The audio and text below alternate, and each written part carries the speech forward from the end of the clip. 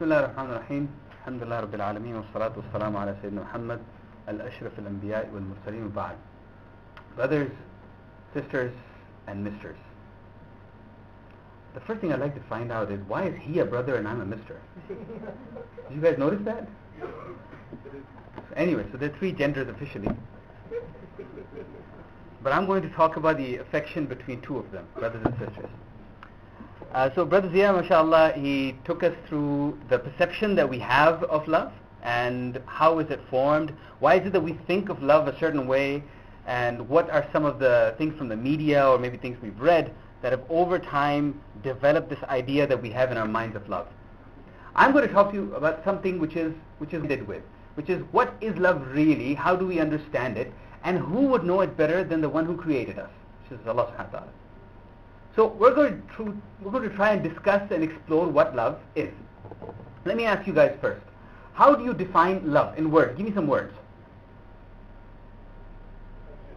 Sorry? Affection is one. What else? Sorry? Purity. Okay. Satisfaction. Trust. Sorry? Friendship. Fear? Oh, care. Okay. Oh, you love him, brother. Okay, and what else? Attraction. Okay, good. So these are a bunch of different words that we have for love. So for instance, liking someone, infatuation, which is the fact that you think someone looks nice or looks good, care for someone, mercy. Our understanding of love is based on what we've learned over time. This is what Brother Zia talked about. I'm going to talk to you about the words we use for love. What do we call love in Urdu? Pyar muhabbat, right? So the word muhabbat actually comes from an Arabic word which is hub. Muhabba is Arabic and it comes from an Arabic word which is hub. Hub. Arabic में, by the way, इसके अलावा और भी कुछ words हैं love के लिए. लेकिन for the sake of our discussion we'll use hub. You see, Arabic is a very visual, very powerful language. Each word, each pronunciation, each sound of each word actually has a link with the reality of that word. I'll give you an example. I'm going to say a word and I'll ask you what the action of that word describes. So the word is abd. Abd. What am I doing with my mouth? Abd. Abd. Bite. So the word abd means bite. Another one. Kubakibu. Kubakibu. Sounds like something shaking, right? Kubu. Guess what it means? Shaking. The Arabic language is wonderful. Each word in the pronunciation of the word has a meaning. So hub, like we said, means love and consists of two letters, which is ha and ba. So ha is a deep letter. It comes from the deeper part of your throat. In the Arabic language, the meaning of such a letter is that it's something deep that we're talking about, something that comes from inside of you. And ba is something you pronounce. Try to say ba, ba. You see your lips come together? It is actually a manifestation of what you do when you love something or someone. It's a kiss. So hubb, when put together, is a manifestation of deep affection that you have for someone. Let's try to understand this hubb, or this love. Love has shades. Like Brother Zia mentioned earlier, we have love for Allah subhanahu wa ta'ala, love for the Prophet Muhammad sallallahu alaihi wasallam, love for your parents, love for your siblings, love for your fellow Muslims, and of course there's love for the opposite gender. And what we're talking about here is love for the opposite gender specifically. So I won't get into what you see up there. I'm only going to talk about this one. Love that one feels for the opposite gender. Why is that important in Islam? Actually, there's a verse in the Quran that emphasizes love that Allah subhanahu wa ta'ala has put in our hearts for the opposite gender. And here's how it goes. أعوذ بالله من الشيطان الرجيم. ومن آياته أن خلق لكم من أنفسكم أزواجا لتسكنوا إليها وجعل بينكم مودة ورحمة إن في ذلك لآيات لقوم يتفكرون. Which means, and among his signs is that he, Allah, created for you mates from among yourselves, that ye may dwell in tranquility with them. And he has put love and mercy between your hearts. Verily, in that are signs for those who reflect, who think. Now, as soon as you read this verse, a couple of things pop out of the verse. The first thing I want to point out is the way Allah subhanahu wa ta'ala describes love. Mawadda wa rahma. दो अल्फाज हैं, दोनों को मिलाकर अल्लाह ताला ने love को describe किया, which is love and mercy. Both of these go together. This is the first thing. The second thing that comes out of this verse is that Allah subhanahu wa ta'ala has put it in your hearts.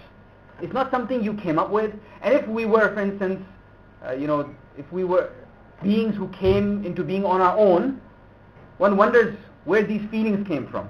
So Allah subhanahu wa ta'ala has put these feelings into our hearts. And the third thing is, notice what Allah subhanahu wa ta'ala calls it in the beginning. It is from among His signs. So this love and affection that we feel for other people are from among the signs of Allah, which means it's a really big deal. Ibn Hazm al-Andalusi was somebody who was a very renowned faqih, a very renowned scholar in the 5th century. And this renowned scholar, जो बड़े बड़े उलमा थे तारीख के, उनसे हमारी तवक्को ये होती है कि उन्होंने को बहुत ही गहरी गहरी सी किताबें लिखी होंगी. तो इन्होंने बहुत गहरी गहरी किताबें लिखी, लेकिन उन गहरी किताबों में से एक किताब मोहब्बत के बारे में थी. And the name of that book is Tawq al-Hamama, the Ring of the Dove. It is one of the oldest scholarly works on love ever written in the history of mankind. And it was written by somebody who was a faqih, जो fiqh के ऊपर research करते थे. And he wasn't the only one actually. There's been a lot of research on love in Islamic history. I'm going to just share a few examples here with you. I mentioned Ibn Hazm at the beginning. There's Al-Jahiz. There's a famous scholar by the name of Imam Al-Ghazali. You might have heard of his name. In the famous book Ihya Ulumuddin, he talks about love. Then there's Imam Muhammad Al-Amiri. There's Al-Zahiri, Ibn Al-Qayyim. These are famous scholars, and they spent a lot of time researching love. Why is that? It's because the traditional concept of love and the Islamic concept of love have been at odds for a very long time. Let me share a few examples with you. Have you heard of Heer Ranja? What about Layla Majnoon? Do you know why Majnoon is called Majnoon? Do you know what Majnoon means? Pagal, crazy, someone who's nuts. So apparently because they couldn't get married, Qais, which was the guy's name, he went nuts. And that's why they call him Layla Majnoon. So Layla Majnoon is another one. How about Romeo and Juliet, right? And which one have I missed? Shiri Farhad. That's right. You familiar with all of these stories? Now what is the common theme in all of these stories? If something happens across them, right? What happens? They don't get married, and because of their extreme affection they have for each other, either one person kills themselves, or they both kill themselves, or somebody kills them. Right? Typically these sorts of stories end in tears. Have you ever wondered what would happen if they actually got married? What if Romeo and Juliet were not killed and they actually got married? What if Layla and Qais got married? What about Shirin and Farhad? And what about Heer and Ranja? What if they actually got married? You know what would happen? Let me share a few examples with you of real life Romeos and Juliets. There was a guy in my university. So I was in university a long time ago, like you guys, and this person, when he had come from Pakistan, he was already in a relationship with a girl, and he wanted to marry her, and he really loved her. That's what he said. So the 4 years that he was in university, he continued to stay in touch with that girl, and obviously one would imagine that his affection for that girl was great. 4 years later, he graduated from university and went back to Pakistan, and then from what we heard, he got married to her. Unfortunately, the reality check was a bad one. He discovered very soon that he did not like her, and she did not like him. In fact, they started hating each other, and it ended in a divorce, and not a normal kind of divorce. It was like, the really bad kind of divorce, which leaves effects on everyone around them. This is one. The second example is, maybe you guys are too young for this, but in the late 90s, there was an Arab princess who eloped with an American soldier. Americans had a base in their country, so this Arab princess eloped with him. So she ran away from her country in an American military plane and landed in the U.S. sought asylum. Her boyfriend, who was an American soldier, not a Muslim by the way, because of that action, he was kicked out of the Marines. And these two, they said that they had run away from their Arab country because they loved each other, and their own family or the girl's family would not allow it. The media picked up on it, and they were all over the papers, and they were I remember seeing articles like love crosses borders and love across faith, and basically they were emphasizing that Islam says that a Muslim woman cannot marry a non-Muslim man, but here you go, they've proven otherwise, and they even made a movie on them. And the movie ran for a while, and these people continued to live on the money they got from the movie for about 3 months. And that's how long their marriage lasted. 3 months. After hurting so many people, including unrelated people like me because we were embarrassed by what was happening, 3 months later, she went back to her country. This is what happens in real life love stories, which are not based on reality. You know what reality is? You see, the love that you have for your father or mother, for example, or the love that you have for your siblings, is similar to the love that a person would have for their wife, because these are all based on a permanent relationship, a relationship that is not easy to break. And once you're in that relationship, there are a lot of things you have to, what should we say, a lot of things that you have to ignore, and say, let it be, it's okay. And because of that, that relationship continues to grow. But if you have a temporary relationship, and I can share some examples of that with you as well, of a girl that I know who's had true love at least 4 times in the past year. These are the sort of relationships that create problems. So anyway, the point that I was trying to make was that our claims of our feelings, मैं तुम्हारे लिए जान भी कुर्बान कर दूंगा, they are tested with responsibility. क्योंकि ये claim करना कि जान कुर्बान कर दूंगा is easy, but waking up to the same person every day for years is very difficult. And it is only after you've proven that you can do that can we say that you have truly loved someone. So true love can actually only exist between a couple who are publicly married. Everyone knows that they are married and they have a relationship which is not easy to break. Let me tell you the story of a man who had such a relationship. He was married to his wife for about 26 years before she died. And he was very sad when she died. So when they were going to bury her, before they put her in the grave, he went into the grave and he checked that everything was okay. And when the wife was lowered into her grave, he was praying for her. And even after she passed away, for years and years he continued to mention her. So much so that, he got married after that, and his wife, after that, would be jealous of a woman who had already passed away, because he used to mention his wife so much. One time he was taking a nap, and his dead wife's sister was somewhere in the neighborhood, and she spoke, and her voice sounded like the voice of his late wife. And he suddenly got up from his nap, and he started wondering where his wife was. Do you know who this man was? This was our Prophet Muhammad sallallahu alaihi wasallam. And this was the sort of love that he had for Khadija radiallahu anha.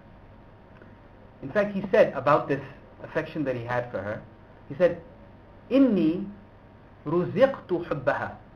Indeed, I was filled with affection for her. The Prophet ﷺ is an example for us. We already know that. I'm not going to spend time on that.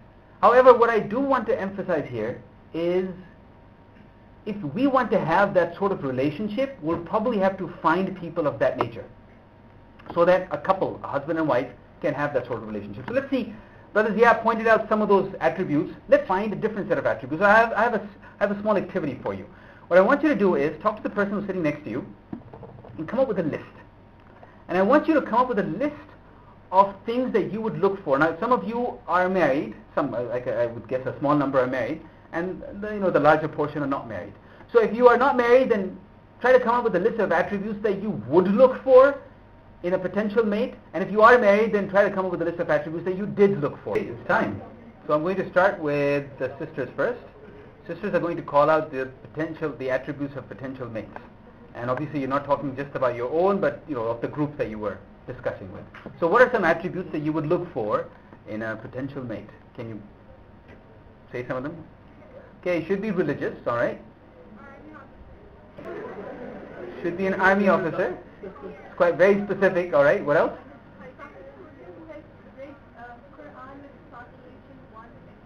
Okay, somebody who's read the Quran with the translation at least once. So this is like we're putting a very measurable attribute on religious. Okay, all right. And what else? I'm sorry? A self-made person. There's one hand up way back there. Okay, someone who's kind-hearted. All right, what else? Yes, sister? Caring person. There was a hand up here. Yes? Sorry? Heighted. All right. Support you in your quest for Jannah. All right, what else? बड़ी पाकीज़ा किस्म के attributes आए हैं जी. Not be biased either towards the wife or towards the mother. Mother would disagree with it. Okay, fine. So should not be biased either towards the wife or towards the mother. Should be smack in the middle. All right, keep trying. Yes. He should respect the wife. He should respect the wife, right? Is that? Or there should be mutual respect in the relationship. Okay, should be that sort of a person. All right, any other sister who has sorry? Should be patient and? Okay, financially independent. All right. Okay, that's fine. And any others? Gigi. In what way?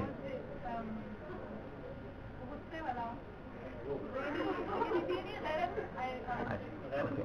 All right. Should have actually in Arabic it's called hamia. Hamia for the faith. In English, how would you say it? Should feel the honor of the religion and would get angry if anything in his religion is dishonored. Does that describe it approximately? Okay. All right. And any others? Okay. That's fine. So the general idea that we have is somebody who is very religious but also very good and very kind and very rich and very established and has a nice job, and right, which is understandable. The reality is, in fact, let me come back to it after I ask the brothers. Let's ask the brothers. What are some attributes of potential sisters that you would like to get married to? Yes, sir. Yes, sir. Where at the back? Just one second. Where at the back? All this life living here, agree with me. Okay. There are three attributes which are important. Okay. Mental compatibility. Okay. That when you talk to her, then she understands what you're saying and she connects with you. So you mean intelligent? Intelligent, no, mental compatibility. So if you are very intelligent, she's very intelligent. If you're not so, then she should not be there. Okay, should be innocent. Very innocent, that she should be decent and innocent. Should be decent and innocent, okay? Third is that she should be beautiful. Okay. So, intelligent, innocent and beautiful. Alright? Yes, there were other hands up, sir, aapka haath. अच्छा ये मर्दों की तरफ से तीन आ रहे हैं एक दफा में. So loving and caring and mindset. Okay, so same compatibility thing. Okay, same mindset and sir. Not fat. Okay. Hey, it's perfectly okay, man. Yes. Sorry. Trustworthy. Gee. Religious. Sincere. Oh, भाई. वो ख़वातीन थी, I really had to push them to get this out of them. यहाँ पे तो एक बारिश हो रही है. ये एक मिनट. Sorry, आप क्या कह रहे हैं? Educated and supportive. आप sir? Okay, educated and supportive, sir. Kind-hearted. Open to the four wives option.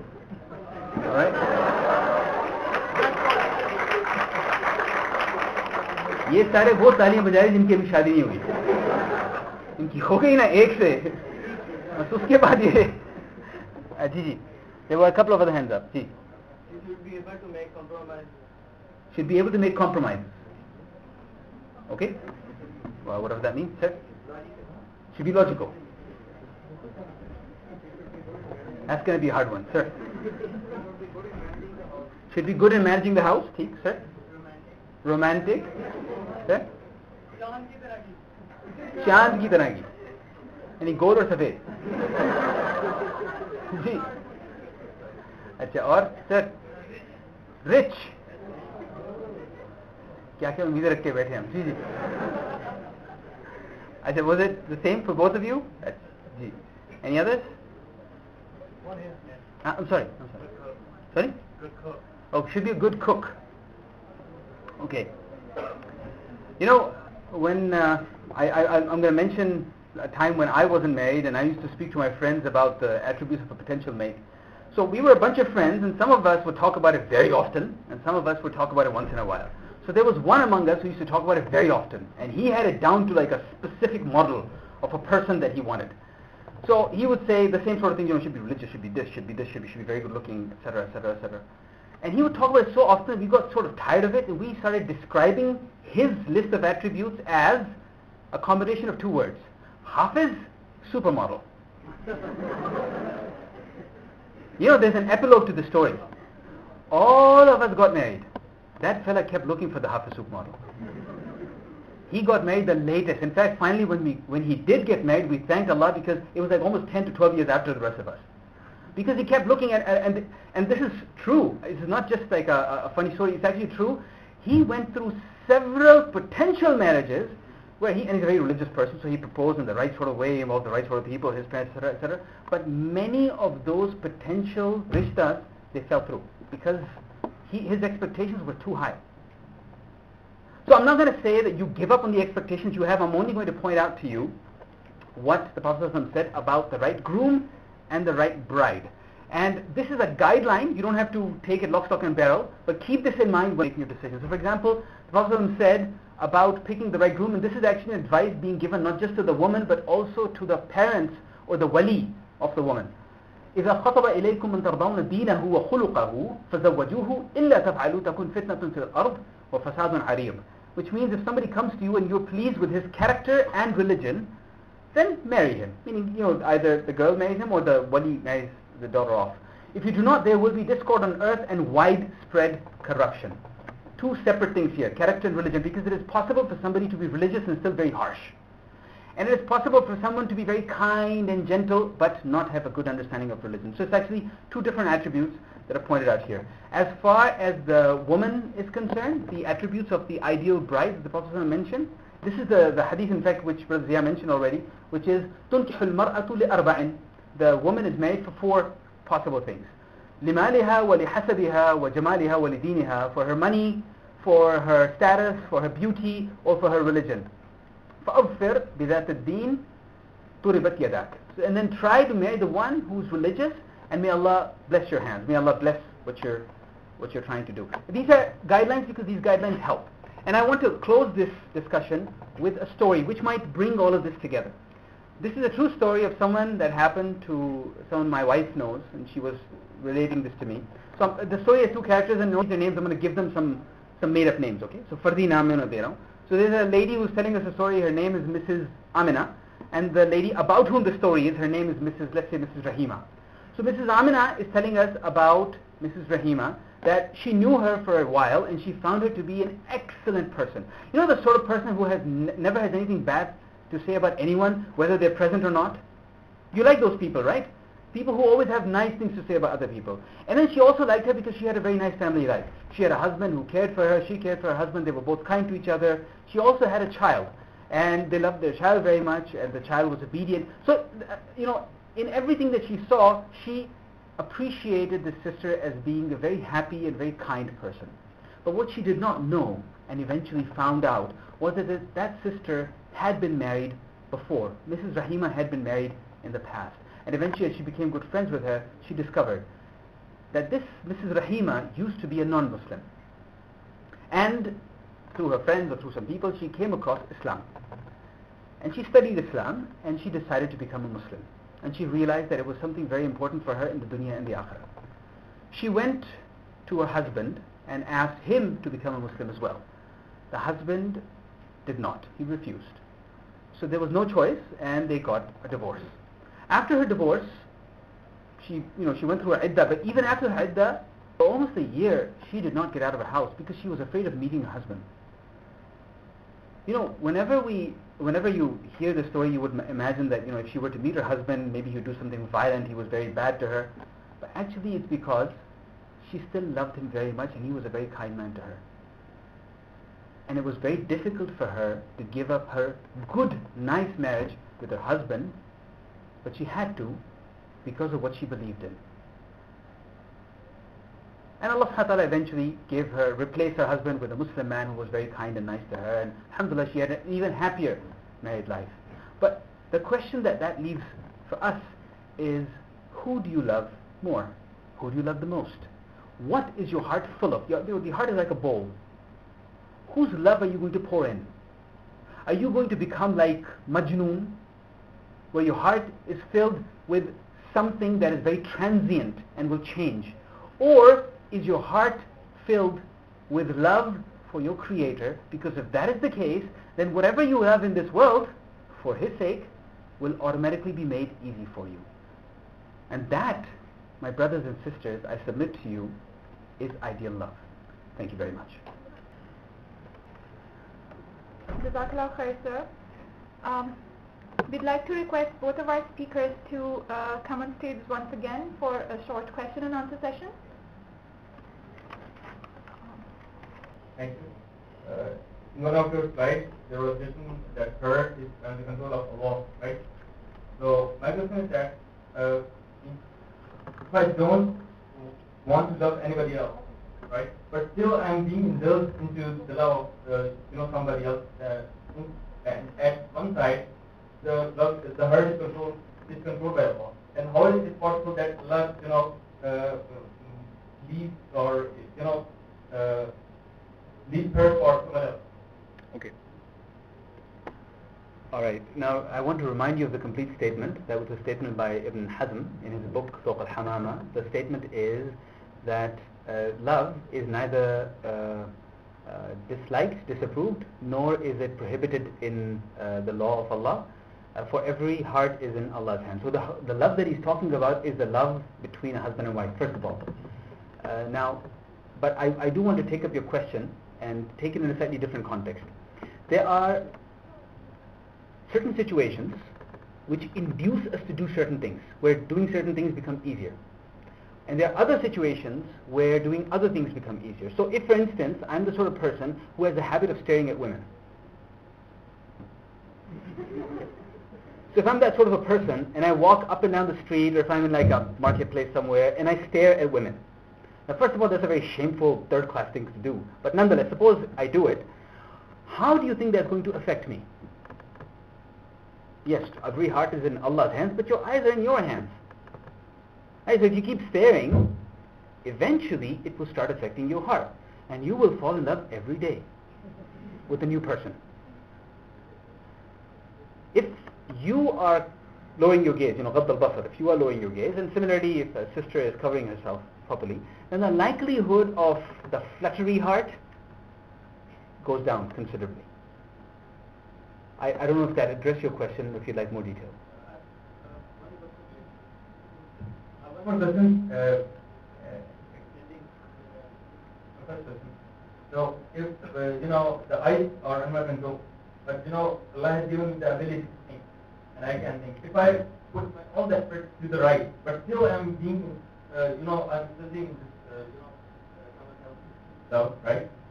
So still, why Allah does not help you to get out of it?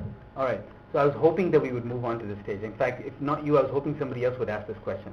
Actually, they're pulling on this feeling that we have in our heart. Suppose you've done everything right, okay? But you still have this feeling in your heart for someone. Maybe you've read something that someone wrote, or for any other reason you have an affection for someone.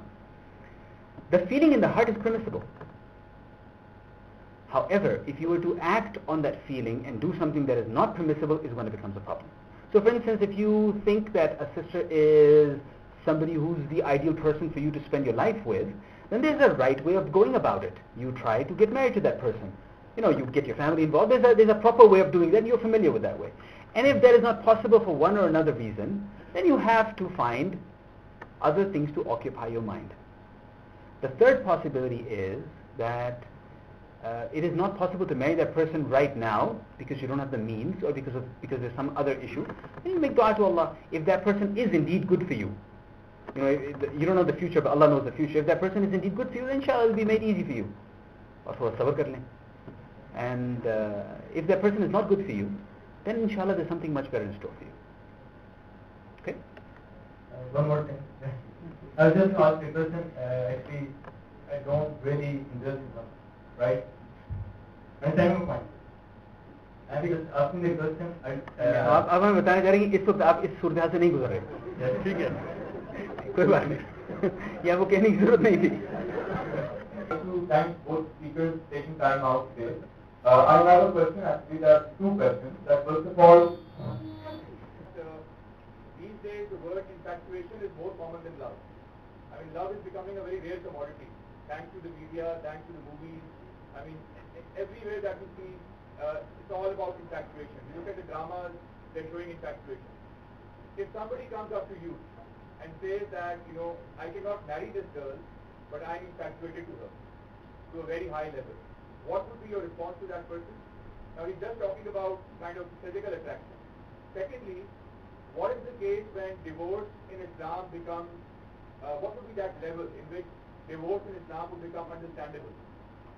You know, would not be considered to be a bad thing, but understandable.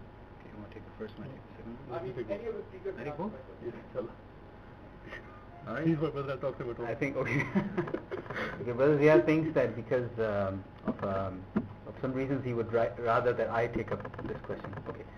So your first question is, if somebody comes to you and says that they are infatuated with someone, and they like someone, what would be your response to them? I think there'd be a couple of things.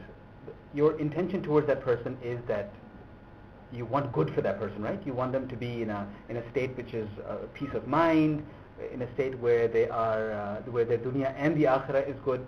So if they are infatuated with someone, if I were in your shoes, I'd try to find out the reasons. What happened? What is the reason for that? And if their lifestyle is such that these infatuations are because of things they see all the time, then I would recommend and advise them, and not just recommend and advise them, I try to get involved, I try to get them involved in other activities so that they're not involved in close relationships. Actually, the right word in Arabic is ikhtilat. I'm trying to find the right word in Urdu. Free mixing, okay? So free mixing between men and women, if that happens too often, you know, something surprising, I've seen people who are infatuated with the opposite gender, and sometimes you wonder what the heck is wrong with this guy, because the woman or the man that they're talking about is not even good looking. You know, a dude who looks like a monkey, and there's a girl who's infatuated with him. I wonder why, how did it happen? And it happened because they were in close proximity, they would talk very often, and you know, whenever these sorts of things happen, shaitan comes in and you start thinking about the other person, and pretty soon you say, I'm ready to move on to the next step. So the first thing is you try to remove that person from that situation. A couple of ways of doing that. We try to get these people involved in other healthy activities. You get them involved in sports, you get them involved in constructive activities, there are different types of projects, there's dawah activities, etc., etc. So that's one. Secondly, you have to remind them of the actual true consequences of being infatuated with someone. You know what it leads to, right? There's multiple different directions it can go into. It can go into the direction of zina, for example. If not that, then it can go into the direction of depression. Many people get depressed because they're not able to get what they want. And so in any direction you go into, it ends up in a very negative sort of a situation. So if they're infatuated with them, if they cannot get married to them, you try to find other avenues. This was the first question. The second question was, divorce, right? So in what situations does divorce become understandable? Okay, actually divorce, first of all, is understandable in marital relationships, period. Whether it is an Islamic relationship or not. Usually, when there's lack of compatibility, people cannot get along with each other, it leads to nushuz or a breakup of ties, and eventually leads to divorce. A couple of examples of how divorce might have happened in the time of the Prophet ﷺ and how that we might understand that today.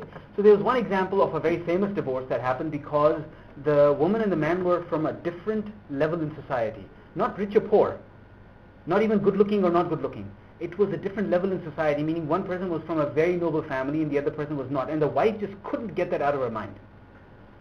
And eventually they were divorced, and they were both, kibar of the Sahaba, but they were divorced, and the wife got married to someone else and the husband got married to someone else, and after that they were happy. But the divorce was not the perception of divorce in that society was not the negative sort of divorce that we have here, where once a woman gets divorced, that's it, she's, stamped.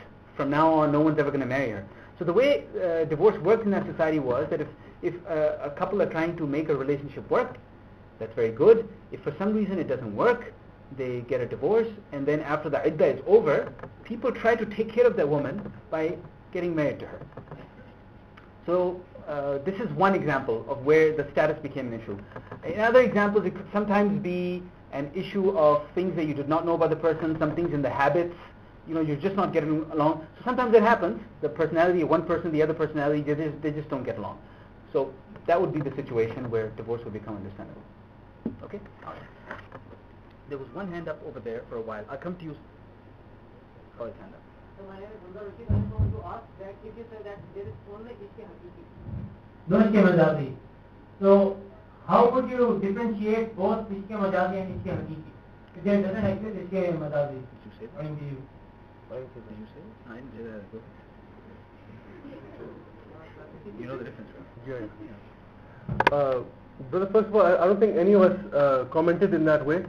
You're supposed to have, you can have any type of ishq that you're looking for, but the only thing that we've actually said is that you've got certain criteria before you... No, if a person loves her wife or mother or sister, then also love. Yeah. So how would you differentiate the love with the God, the creator, and the love with other people? Okay, just to make it very simple, I say in Islam we're supposed to the love that we have for Allah subhanahu wa ta'ala, the love we have for the Prophet ﷺ is supposed to be the highest level. For example, there is no obedience to the creation of Allah in disobedience to the Creator. For example, if your husband, or for example, if the husband says to the wife that, I don't like you praying like this, ठीक है, आप नमाज छोड़ दें, तो वो क्या करे, नमाज छोड़ दें? Her number one priority falls towards Allah subhanahu wa ta'ala. Likewise, if the sister says to the brother that आप ऐसे मत किया करें, which is something that he has to do as part of religion, then as a Muslim, his first love falls towards Allah subhanahu wa ta'ala. This does not mean that apas mein muhabbat, yes, that's obviously there, and it's a part of that. And to add to that, I would say that the relationship between husband and wife in Islam is such that the Prophet mentioned to the wife that, for example, if I was to allow sajda to anyone, prostration for any person to the other, I would have asked the wife to bow before the husband. This is the respect that she should have. And on the other hand, he told the husbands that the best amongst you, the Muslims, those who pray and fast and everything, the best amongst you are those who are best to their wives. So that's perfectly healthy, perfectly normal, but as I said, the first obligation goes towards Allah subhanahu wa ta'ala. I hope that helps. Secondly, is it possible that Ishq Majazi is converted into Ishq Hakiki, as we have heard in the story? Can you take that? Ishq Majazi is turned into Ishq Hakiki. Okay, there's only one situation which comes to my mind. I'll answer that. It will keep it very brief. If someone has a good relationship with their family, that's Ishq Majazi. And because that relationship, in order to maintain it, they have to, or the reason why they're maintaining it is because they love Allah subhanahu wa ta'ala. That is one situation where it will become Ishq Hakiki. So very brief answer, but okay. There's why don't you just go ahead and sit out? Just 1 second. इनका हाथ बहुत देर से खड़ा हुआ है, दर्द हो जाएंगे. You asked everybody about their ideals that they have for they get married and they see that some of those ideals are missing in their life. How should they rectify the situation and deal with it? I think a simple answer is that if you, for example, we find this in the Quran as well, that if you dislike something about your spouse, then maybe there are other things that Allah subhanahu wa ta'ala has put a lot of barakah and khair in that. So sometimes it actually happens that you don't know everything about every single person. Oftentimes when you go in, that's why the brother mentioned that waking up with the same person again and again and again, you rediscover certain things. And some of the new things come towards light. So it's all about how you want to still maintain that relationship. Yes, if it's to the point that you can't stand it, then the separation, divorce part gets in. But other than that, we should try our level best to be more, to have sabr, as the brother said, and to try to make things work out to the best of our abilities, inshallah. जितनी भी यहाँ पे discussion हुई है उससे एक बात ये साबित हो रही है कि जन्नत में सिर्फ मियाँ बीवी ही जो दुनिया में जिनकी शादी हो जाती है वही साथ होंगे, ठीक है. लेकिन कुछ सिचुएशन इस तरह की आती हैं कि जहाँ पे आप फर्ज करें कि दो लोग अलग हो जाते हैं सिर्फ इसलिए कि उनका अल्लाह उनसे राजी रहे और अल्लाह की मखलूक को उनके रिलेशनशिप की वजह से तकलीफ ना हो.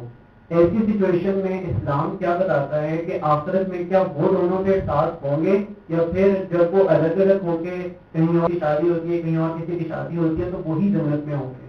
इस सिलसिले में इस्लाम क्या कहते हैं जबकि फैसला अल्लाह की रजा के लिए हुआ हो अलैहिस्सलाम का। Thank you.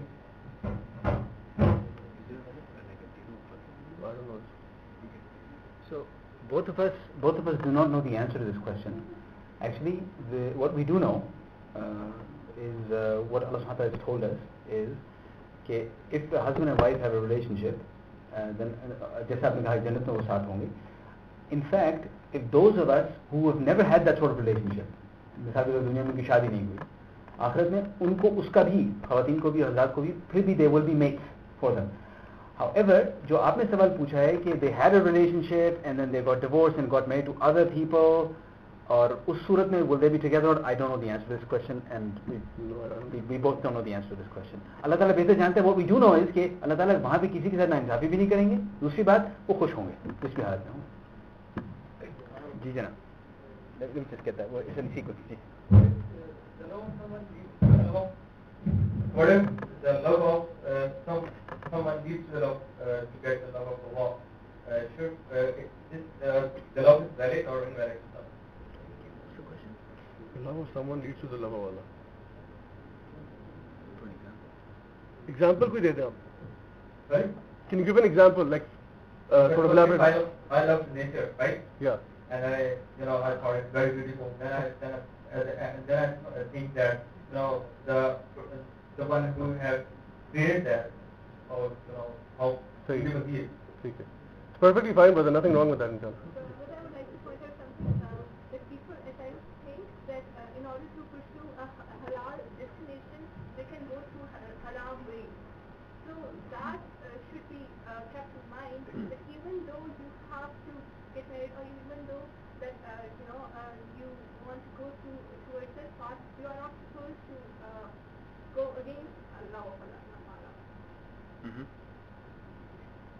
Okay, that is correct. Well, there is, I read somewhere that they command that it would be very nice if guys and girls get married when they are like fathers, I'm sorry, you have to repeat that?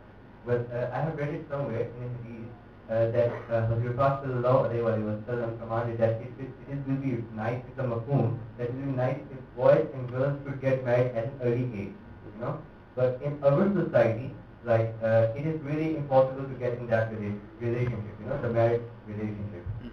We can go to our parents, the girls can go to parents, and even if some parents do agree to that idea, that mindset, they can take that rishta to other families. So how, and financially, how should one get stable when there's so many things that are roaming around like daheez or shadi or whatever, that wasn't in previous time. So how can one exist in this society with this mindset? You want to take that? Brother, this is it's a very valid problem, and I think the thing that we need to make, the way forward in this is, first of all, educating the people around us, because it's not a very quick one-shot solution that yes, you will find someone and it's like this.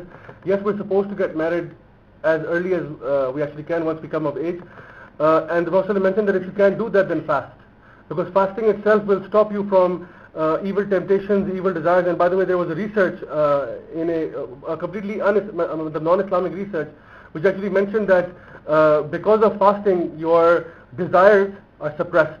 And so this is one of the things that the Prophet recommended. Now, in our society, what we need to do is, first of all, educate our parents. If you, or for example, some of your friends are knowledgeable about Islam and you have this desire to get married, start educating your parents about your inclination towards that, and teach them about some of the things that are mentioned on this particular subject, and associate with people who are like-minded. Associate with families and other people who are like-minded, who are deeni people, so that they understand and they have the same concerns as you do. And inshallah, if you start to build a community around yourself, inshallah, Allah subhanahu wa ta'ala will make things easier for you. But the steps that you have to take come and begin with education and basically taking it forward, because unless and until we don't lift the taboos and all of these things, for example, jahez and all of these external pressures that we have, these cultural obligations that we have, only then will we be able to, inshallah, address this problem effectively. जी आप कहोगे? आप करें. Other than fasting, what is the best way to control nafs in today's? एक second Other than fasting, what is the best way to control your nafs? Okay, the brothers asked that other than fasting, what are the other ways in which we can control our nafs? Get doing like really productive things, and get yourself busy with certain things, because an idle mind is the devil's workshop. So if you stay on your own, and if you stay in the areas where fitna for you is easy, for example, you have access to the internet, and the internet computer happens to be just in your room, and you have a television set and a DVD player, and you have a phone and a mobile, and you have in your contact list you have a lot of sisters there. This is going to be a fitna for you, and every single time you are sitting alone, you'll be like, chalo yaar ek SMS dal dete hain. Let me just let's see how it works, or let me send out an email, or let me just do something, or let me watch a video or something. So there will be constantly that fitna there. So inshallah, engage yourself in positive, productive activities, be it religious or sports or otherwise, so that you completely stay in that line and you don't have time to think about all of these other things until the time that you're actually ready to get married. And just to add to that, what the brother asked early on, about basically how can we keep ourselves basically getting into relationships and all of these things, when the eye wanders and you are struck by fitna, if you really love someone, and it could happen, that you actually do fall in love with someone, then do it the halal way, do it the right way, and pursue it. Talk to her wali. Don't start a conversation online, and don't start a conversation over the phone कि नहीं पहले मैं जरा खुद जान लूं इनको, फिर मैं अपने डैडी से बात करूंगा. नहीं, इस तरह नहीं करें. Have the family, if you're really serious, and if you respect that girl, then do it through the proper channel. Otherwise, you are just opening doors for shaitan, because the Prophet ﷺ mentioned that whenever two non-mahrams are together, be it anywhere, even on the phone, there is a third with them. That's shaitan. So, inshallah, take care. जी वो पीछे. Sir, ये comment बनता है कि Salihin men will get food in Jannah, and what will Salihin women will get? Wow. मतलब ये चाहे क्या कहते हैं, ब्रदर आप अपनी फिक्र करें इंशाल्लाह. नहीं मैं आपका जवाब देता हूँ. Actually, what we know, and this particular question was actually put to Sayyidah Aisha radiyallahu anha, and she replied by saying that Allah will, that the women also will be satisfied because there's no person in Jannah who will be sitting sorry, oh ye main kidhar phas gaya. So every person, Allah subhanahu wa ta'ala, according to their level, and some of the ulama have actually commented on this, that because to safeguard the haya of the woman, Allah subhanahu wa ta'ala has not disclosed what she will get and what she will not get. But the general rule in Jannah is no one is displeased. As a matter of fact, every single day in Jannah is better than the last one. So everything is, तो इसमें ये tension ना लें कि कोई मुझे परेशानी होगी या कोई डिप्रेशन होगी, ऐसा नहीं है. Everyone will be well satisfied inshallah, more than satisfied. जी.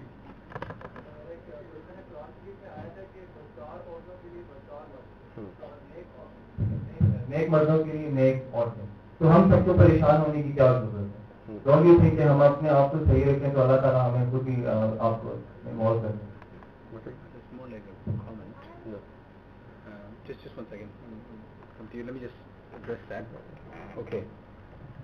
वो आयत है अल-खबीसात वल-खबीसीन वल-खबीसून वल-खबीसात, और उसके बाद जो सालिहीन के बारे में बात की गई, तो उसके एक्चुअली उसके ऊपर इसके अंदर 2-3 पॉइंट्स निकलते हैं, लेकिन मैं उतनी तफसील में नहीं जाऊंगा. आपने जो पॉइंट कहा है दैट मेक सेंस कि अगर आप अपने आप को ठीक रखते हैं and the person you look for, you try to make sure they have those attributes of a good person, then you don't have to worry. आपके कमेंट से मैं एग्री करता हूँ, वरना उसकी तफसील के अंदर बहुत ज़्यादा तफसील है, तो हमारे पास इतना टाइम नहीं कि हम उसके अंदर जाएं. इनका हाथ काफ़ी देर से खड़ा था, फिर हम आपके पास आते हैं. जी अभी सर ने कहा कि आप इसमें आपको लव है तो आप चैट ना करें, कन्वर्सेशन ना करें, और बेसिकली आप किसी ऑपोजिट जेंडर से बात ना करें. तो हाउ कैन वी फाइंड कि कौन रिलीजियस है, किसका कैरेक्टर गुड है in this society without knowing the person, without talking to them?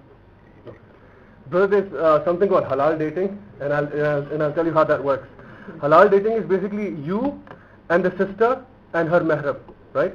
आप 3 लोग होके बैठ के जो है कॉफी पे जाए, चाय पे जाए, जैसे अभी आपकी सिर्फ बात चल रही है for example, so you go out, आप उनसे पूछें, उनसे जो ना क्वेश्चन पूछें, वो आपसे सवाल पूछें, but you are doing this in the presence of a महरम. ठीक है, उनके साथ कोई बंदा महरम है, आप जो सवाल पूछना चाहते हैं, this is completely permissible and you can do it as many times as you want until you know, but once the knot is tied, मतलब for example आप लोगों ने एक डेट सेट कर ली है, उसके बाद फिर उलमा कमेंट के ज़्यादा इंट्रैक्शन नहीं होना चाहिए, बिकॉज उसके बाद आम तौर पे होता ही है कि फैमिलीज के रेडार जो है वो ऑफ हो जाते हैं.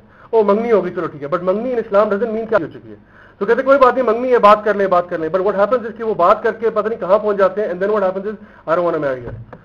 जी, अगर हम यानी कि आपने कहा हलाल डेटिंग, आप क्वेश्चन आंसर जब कर रहे हैं तो हमें पता है, यानी मुझे पता है कि मैं लड़की से किस लिए सवाल करूँ, लड़की को पता है मुझसे क्यों सवाल कर रही है. Obviously I will not tell anything bad about me or she will not tell anything bad about her. सब कुछ साफ ही बताएंगे, अच्छा अच्छा करके बताएंगे. चलिए इसके लिए फिर आप ये करें कि वो CID वाली अप्रोच होती है. वही होती है कि आप अपनी सिस्टर को या अपनी मदर को ना साइड से भेजने की, आप उनके साथ मिले. And this is what normally happens in our society. For example जैसे कि अगर आपने किसी लड़की को जज करना है, दिस इज मैं आपको ये घर का टोटका बता रहा हूँ. ऐसे वो कहते हैं अगर आपने किसी लड़की को जज करना है तो look at her mother and how she takes care of the kitchen. आपको किचन देखिए, जो ना अक्सर औकात सास जाती है हाउस, किचन तो बड़ा ही मैस बना होता है, नहीं हमें ये रिश्ता मंजूर नहीं है, तो वो एक उनकी होती. तो आप you can have your sisters cousin whatever जो भी है एंड दे कैन मतलब इंटरेक्ट आल्सो. और आपके पास मैंने बताया टाइम की कोई कंस्ट्रेंट नहीं है. You can go and you can talk, you can have sessions and उसमें आप आराम से जो ना मतलब एक दूसरे को जान सकते हैं इन अ हलाल वे. ठीक है. एंड उसके बाद if you think that this is right, और जो क्राइटेरिया बताए गए उसको आई थिंक जज करने के लिए कोई बहुत बड़ी रॉकेट साइंस की जरूरत नहीं है. और अगर कोई ऐप है तो as a Muslim we are supposed to mention certain things. आमतौर पर लोगों से ना जब पूछा जाता है कि जी आपके अच्छा what's the worst thing about you, मैं जी बस मसला ये है कि मैं झूठ नहीं बोल सकता. सुभान अल्लाह, ये आपका अगर गलती है तो अच्छी बात क्या होगी पता नहीं. तो sometimes people try to change it in that way, but इंशाल्लाह if you have that session तो ट्राई करें और फिर मुझे बताया कि नहीं if it doesn't work out then let me know. ठीक है जी.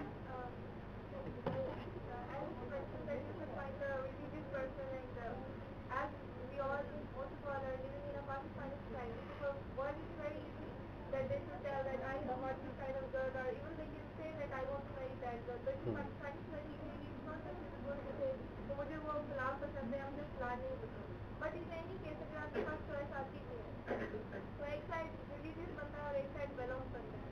मतलब वो religious है but he is well off according to the worldly standards of well off. तो फिर आपके maybe आप well off को like करें, maybe आप religious को like करें, but आपकी family opposite की तरफ जाएगी, दोनों कैसे. तो फिर आप क्या करें? तो मैं ऑब्वियसली हम यहाँ पे आपको वो बात बता सकते हैं जो कि आपके अपने कंट्रोल में है. एंड हम we've already recognized that there are some serious issues with the way our culture does these things. लेकिन आपके हाथ में है ability to say yes or no. और अगर somebody is very well off and drinks alcohol for example, so keep in mind whatever money they have can disappear overnight. I've seen that happen to people. And after that you just have a poor drunkard.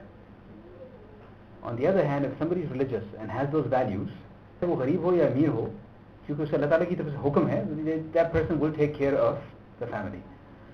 So when you're making decisions like this, you yourself have the responsibility also to say yes or no. You know, ijab wa qabul yahi hota hai na, in a marital relationship, when the relationship is being formed, the girl is asked. तो हाँ उसको हो सकता है pressure में आकर आपको घर वालों का प्रेशर हो गया उस पर हाँ कह दो, लेकिन you have to spend the rest of your life with this person. And if you think there is a flaw in this person's character, then that might be the right reason to say no.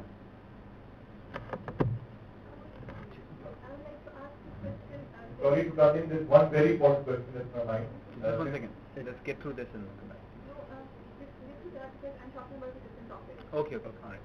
See, आजकल एक trend चल रहा है कि couples they have nikah first and then they get married after a year or 2 years. And I've experienced that many times, even in my family, my friends. कि nikah हो गया उसके बाद the couple literally gets the license to either roam around without officially, according to our custom, getting married, or their family pushes them कि यार फिर nikah हो गया लेकिन उसकी नहीं हुई तो आपने आपस में बात भी नहीं करनी, मिलना नहीं है. तो इसके बारे में what do you have to say about this? All right. In the Islamic form of marriage, the nikah को aqd is like a contract. तो एक दफ़ा अक्द हो गया तो फिर शादी हो गई. और रुखसती वगैरह जो है इसका कोई ये सिर्फ एक कल्चरल चीज़ है. अक्द होता है, उसके बाद वलीमा होता है, ये शादी होती है. वलीमे का मकसद होता है अक्द को अनाउंस करना कि अक्द हुआ था, अब हमने सबको बता दिया ये और ये हस्बैंड एंड वाइफ है, सबको पता चल गया. The next time you see them walking together, you know, don't turn around and look because they are husband and wife from now on. ये है relationship.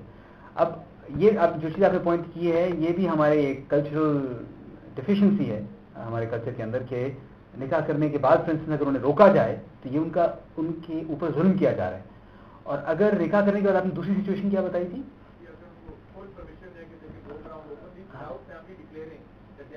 Okay, then that is obviously there is a problem with that. वैसे तो उसूली तौर पे that is halal because they are husband and wife.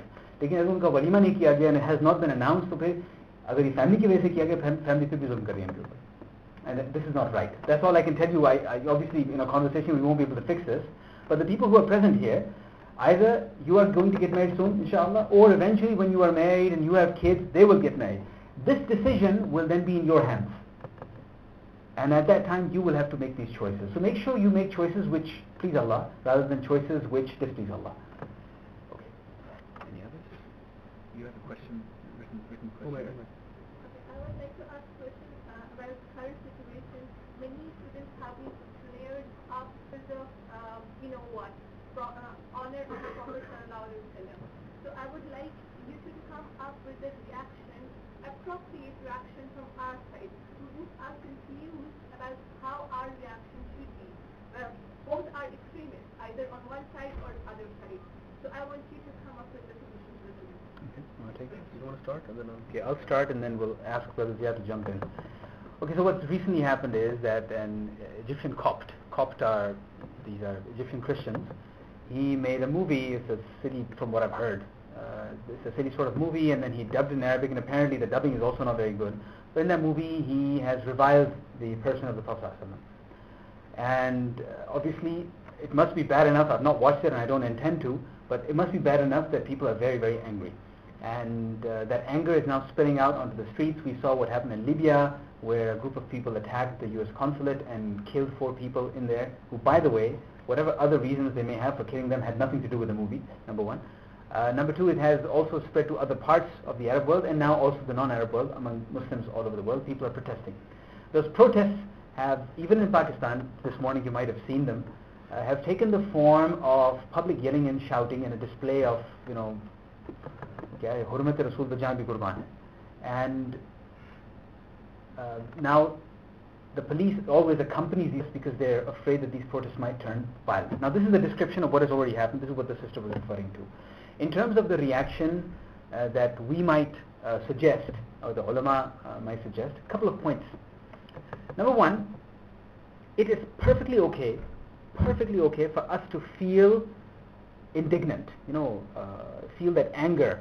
It's perfectly okay for us to, in fact, not just okay, it's probably necessary for us to feel anger. If somebody were to revile your mother, how would you feel? You'd probably break their face, right?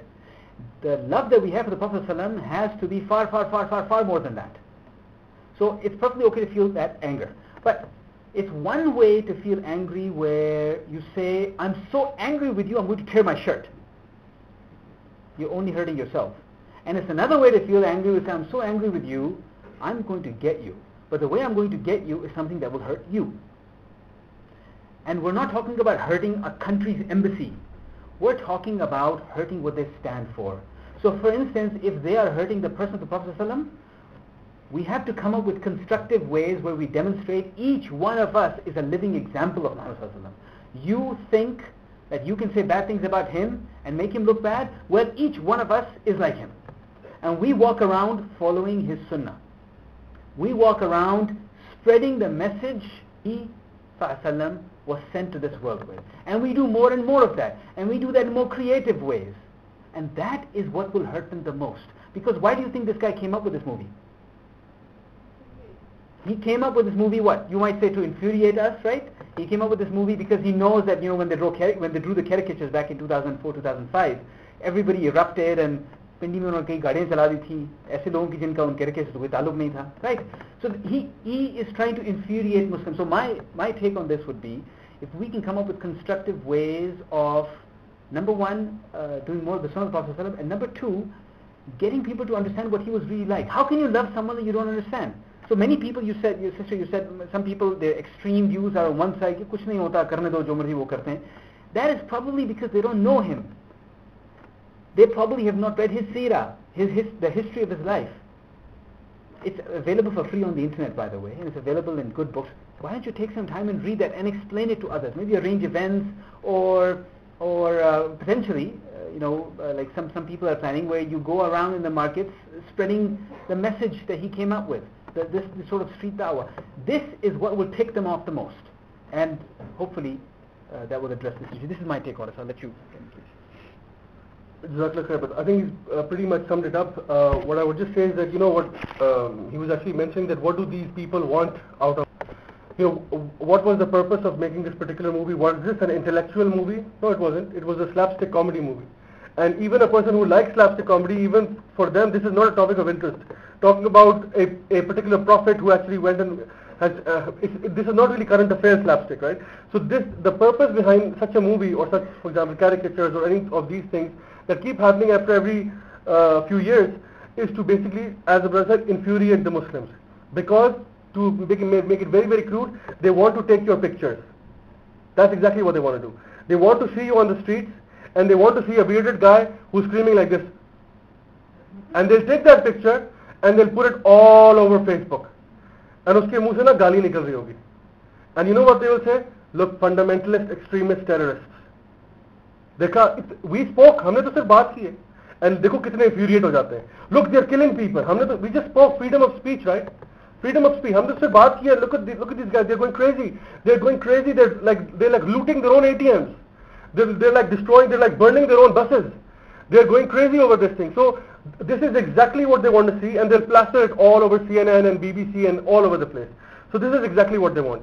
What they don't want is that people have sabr. They take a step back. They think rationally. What is the best way for me to get back at these people? The best way is to do more dawah about the seerah of the Prophet ﷺ. If people don't know, let's educate people about the Prophet. Even if I tell one person about one sunnah of the Prophet ﷺ, you know what, I've done my job. And inshallah, it was not actually mentioned over here as part of my induction. We actually happen to be leading a very young and energetic group of people as well, mashallah, very committed Dini people. It's actually called the Youth Club. I'm sure most of you have heard of it. Youth Club is actually, inshallah, planning many things that are going to be happening in quick succession, inshallah. Some of the plans I haven't even announced to my core team members yet. I was actually waiting till Sunday, but inshallah. Some of those plans are already underway, and we're actually already working on them. One of them is actually an online campaign. It's called Get to Know Muhammad Sallallahu Alaihi Wasallam. And this is an online campaign where we're actually using social media to get people to send in their content every single month. Something about the seerah of the Prophet, an image, a video, a blog article, something. And we'll pick a winner every single month, and we'll use that page to spread about information about the life of the Prophet, the authentic information about his life, to the four corners of the globe. And secondly, what we're also planning, inshallah, is a physical. For example, I was actually getting calls from a lot of brothers because I teach in Bahia University. A lot of students wanted to get out, and they wanted to, protest and do something, and have the whole banners and placards and all of that. So one particular way in which we've tried to channel that is that we're inshallah having, as the brother mentioned, a street dawah activity coming to Jinnah Super. Date, I'm still going to keep it classified for now, but you'll find out if you guys are on the social media, you'll actually hear about it. We'll be actually going to Jinnah Super very, very soon, inshallah, with the dawah material, with the free books and DVDs and everything. The brothers are already lined up, mashallah. We are actually now in the process of giving t-shirts for our printing and everything. And so you'll find us talking to people about the Prophet ﷺ, stopping people in cars and the people, pedestrians walking around, and having a gentle conversation about, and even educating one person about the Prophet ﷺ. So I think when the world, which wants to infuriate us, does this, and they see, these guys, they're doing something very positive out of this. This really makes them grind their teeth. They go, this is not what we wanted. Plan has failed. And some of the brothers are doing this in the UK and other parts of the world as well. They're taking like these goodie bags, filling them with seerah books, the copy of the Quran, DVDs, and they're giving them to non-Muslims in bulk. So I can understand that the frustration and anger is there, but we need to have sabr. We need to control our rage and channel it towards the positive and be rational Muslims, inshallah. This is what the haters are not expecting. And just to reinforce the last point which the brother mentioned, is that one of the best ways in which we can respond is that if we adopt the looks and the character of the Prophet ﷺ, so that all of those people out there, whenever they look at us, they see the Prophet ﷺ. Inshallah, I hope that answers the question. This aspect of, so I'll try to match this situation with some other situation, and then I'll ask them, right? Suppose, when recited the ayat of Holy Quran towards non-Muslims, and they made fun of it, right? They made fun of it. At this, Muhammad decided, right? And similar situation is now that the people of filmmakers who made a film and they also made a fun of at this Muhammad would also be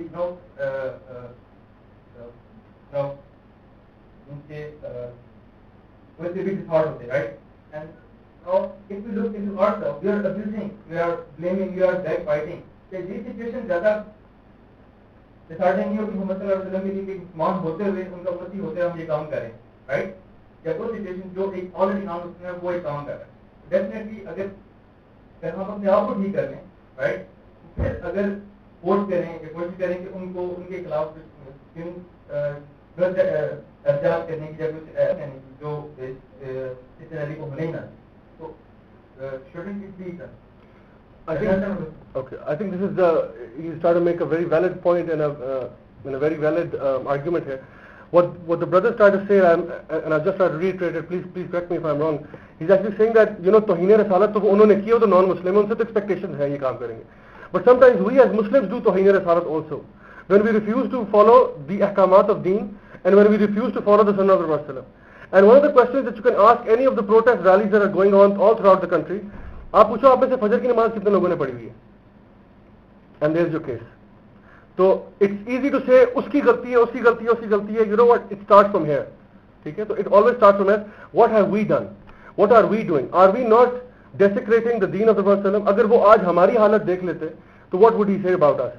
So I think that the brothers made a very valid point, and I think this is something which we should actually take home with us and try to ponder over this, inshallah.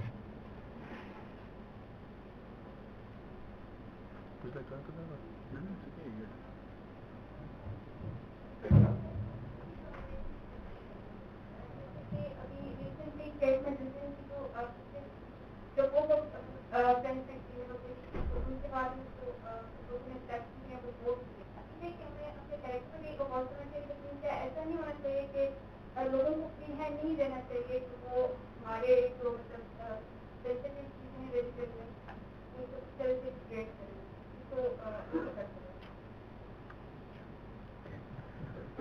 अच्छा, हमारी sister का question इस हवाले से है कि एक किसी की प्राइवेसी में अगर उसकी फोटोग्राफ्स ले ली गई हैं तो उसके ऊपर वो लोग एक एक्शन ले सकते हैं, सू कर सकते हैं, लेकिन अगर मुसलमानों की दिलाजारी हुई है, नबी के बारे में कुछ ऐसी बात की तो नहीं कर सकते. इसकी वजह यह है कि जो वेस्टर्न कंट्रीज़ हैं, जो मॉडर्न वेस्टर्न कंट्रीज़ हैं, उनका लीगल स्ट्रक्चर पिछले 200 साल की फिलोसॉफिकल डेवलपमेंट के ऊपर बेस्ड है, और उनकी फिलोसॉफिकल डेवलपमेंट रिलीजियस प्रिंसिपल्स पर नहीं हुई.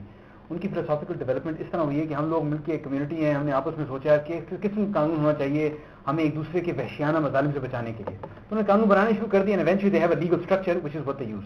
In that legal structure everyone has a right to say what they want, and making movies and these sorts of things is included as part of that free speech. Now that free speech has some boundaries. Like for example, मैं कहता हूँ मेरे पास freedom है, मैं इतना freedom है कि I can throw a punch in any direction that I want, but my freedom to throw a punch ends where your face begins. That boundary is defined in Islam in a very, very nice way, but that boundary is not defined in their legal structure. So whenever we go to them and we ये कर दिए वो कहते हैं हमारे legal structure में allowed है. Now you might say कि उन्हें अपना legal structure change करना चाहिए, लेकिन वो कहते हैं हम तुम्हारी वजह से क्यों करें? अगर हम कुछ ऐसे actions कर सकते हैं, like we said, constructive actions, जिनकी वजह से उन्हें अपना legal action change करना पड़ेगा, यार जब भी हम करते हैं ये लोग और बेहतर हो जाते हैं, जब भी हम ऐसा करते हैं ये लोग और मोहम्मद सल्लल्लाहु अलैहि वसल्लम जैसे हो जाते हैं, तो फिर यकीन मानिए pretty soon they will start changing their legal structure, because today their legal structure goes in their favor. Their legal structure allows them to do whatever they want, and whenever they do it, we burn up and burn each other. तो मेरा point उसी के ऊपर वापस आ रहा है जो ज़िया भाई ने पॉइंट आउट किया इससे पहले कि regardless of what they do, we have very little influence over their laws, and we have very little influence over their governments. What we do have influence over is what we do. So let's try to do the best of what we can, and eventually, inshallah, let's build ourselves up to the level where we can influence them as well.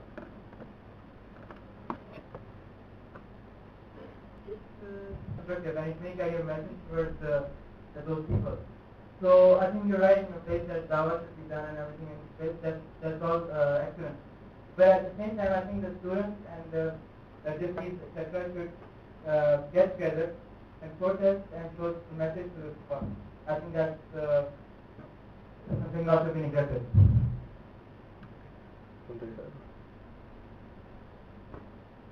All right, so I think I don't want to get into discussion of कितनी protest होनी चाहिए और उसमें से कितना ये content होना चाहिए. आप अपने गुस्से का इजहार करना चाहते हैं और एक polite तरीके से करते हैं ताकि दुनिया को पता चल जाए कि तुमने ऐसा किया अच्छा नहीं किया. We're going to do something about it. That's fine, I guess. Assalamualaikum. My name is Ali. I'm a final year student of engineering at NUS. There's a quite significant amount of student population at NUS that actually want an Islamic society. And we have already sent proposals and abstracts and all that stuff. What I wanted to know is it better to have a youth club student chapter at NUS, or is it preferable to have a Islamic society, or is it much preferable to initiate with Islamic events organization without the existence of an actual Islamic society? Or what kind of approach should we should take? This question is directed to Brother Ziaul. Okay, brother, I would be very happy if you can open a youth club chapter at NUS. That'd be fantastic, inshallah. But what I would say is, I can understand that universities there's sometimes they have hesitance in starting Islamic societies or even political societies and all of these things. What I would say is that whatever you can do in your capacity, in your level of istitat, do that. Okay? If you can set up an organization which is, let's suppose, a chapter of youth club, you have our complete support. Okay? And this goes for anyone. And if it's, for example, if you want to set up an Islamic society under your own name, a part of NUS, just like the FAST people have done over here, mashallah, then that's also okay and it's fantastic, because the end result is the work is being done. People are being educated about deen. Unless if that is not even happening, if that's not being even, you're not being allowed to even do that, then I would say, I hope nobody from NUS is here, from the management, I would say that still carry on, don't call it anything, just have a bunch of brothers sitting on one side, and maybe sisters can do the same somewhere else, take a lecture hall, even if it's not a lecture hall. You know how sometimes just people hang out in a garden, they sit by a tree and read tafsir of Quran, read a hadith of the Prophet ﷺ. And so spend time doing that. Even if you don't have a society, what's in the name anyway? If you can get it registered, legalized, fantastic. You can call in events and a lot of good. But even if that doesn't happen, do whatever is in your power and in your capacity to take the message of Islam to those people who don't have it at your university, inshallah. I hope that answers the question. Two more questions. Sir मैं आपसे नामी से रिसालत विषय पे बात करना चाह रही थी. आपने ये कहा कि अगर हम अगर हम एहतजाज ना करें और हम बेशक के लिए टायर ना जलाएं और हम गाड़ियां भी ना तोड़ें और हम इंडस्ट्री में तोड़ करके बेशक तस्वीर को कदर भी ना करें और आगे आप लोगों को भी नुकसान ना पहुंचाएं ना, तो मुझे कंफ्यूज थी और मैं वाकई इस तरह बहुत कंफ्यूज थी कि नबी सल्लल्लाहु अलैहि वसल्लम के ज़माने में जब इस किस्म के कुछ केसेस सामने आए ना, एक नाबीना सहाबी का वाक़या आता है कि यहूदिया जो है उनकी लॉन्डी थी और वो इस तरह की बेइज्जत कर रही थी, मतलब उस समय इस्लामिक स्टेट भी मौजूद थी और नबी सल्लल्लाहु अलैहि वसल्लम के काफ़ी सरहद भी है ना, तो लेकिन उन्होंने कानून को अपने हाथ में लिया और उन्होंने जो है वो उसको कदर किया. इसके अलावा ये कि जब भी मुसलमान जो है वो उनके सामने इस तरह की कुछ भी एक्टिविटीज होती रही, उनके दर में अगर वो पुकार या वो लोग होते थे जो नबी सल्लल्लाहु अलैहि वसल्लम की तौहीन किया करते थे वो उनको कदर करते थे, और अगर उनकी दर में नहीं होते थे तो जाहिर है वो इंसान अपने गुस्से का इजहार यही तो करता है ना. और मैं ये जो एहतजाज और जो कुछ भी हमारे मुल्क के अंदर इससे पहले हुआ या अब हो रहा है, इनका इनका मकसद जो है वो ये नहीं होता कि हम कुफार को ये शो करें कि हम इतने जोर से नारा लगाएं या हम यूं गाड़ी चला रहे हैं और इस तरह से हम तुम्हें नहीं चला सकते, बल्कि इसका मकसद ये होता है कि हम उनके साथ अपने सफारती ताल्लुकात को खत्म करें.